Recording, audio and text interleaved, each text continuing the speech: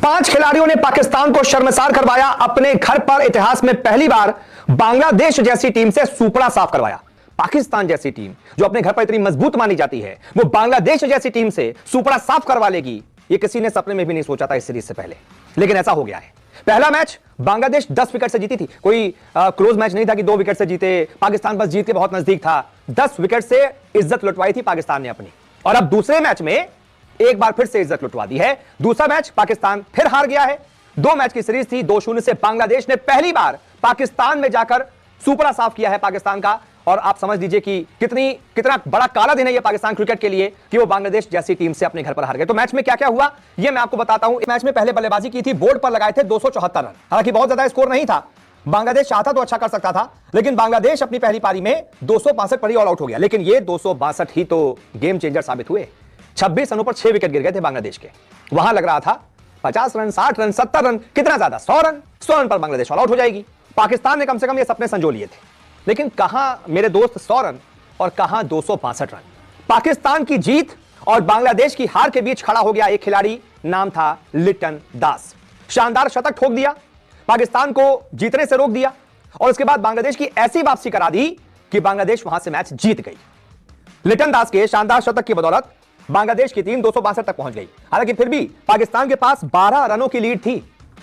दूसरी पारी में अगर पाकिस्तान अच्छा खेल देता, पहली पारी जैसा ही स्कोर बना देता, तो शायद बांग्लादेश इस मैच को हार जाती और पाकिस्तान इस मैच को जीत लेती। लेकिन दूसरी पारी में पाकिस्तान का बंटाधार हो गया।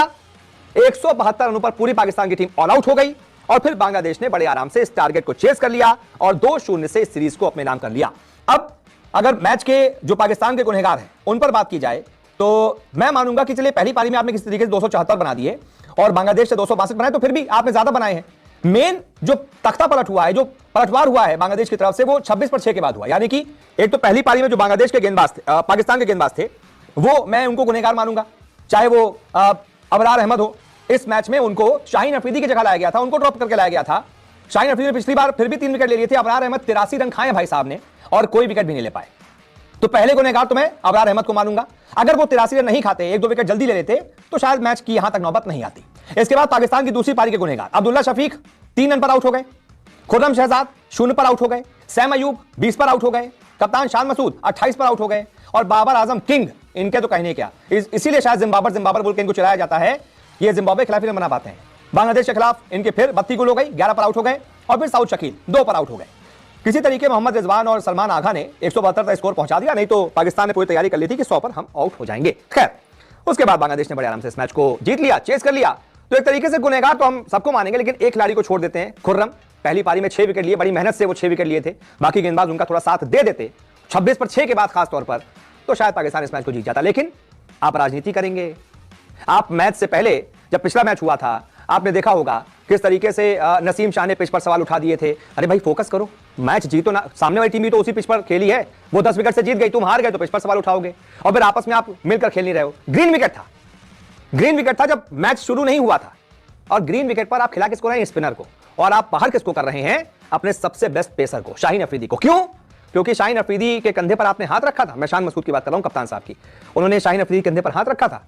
शाहीन अफरीदी देखा, अच्छा मेरे कंधे पे इतने बड़े हो गए हो, उन्होंने हाथ हटा दिया, झड़क दिया। शान मसूद को बात लग गई।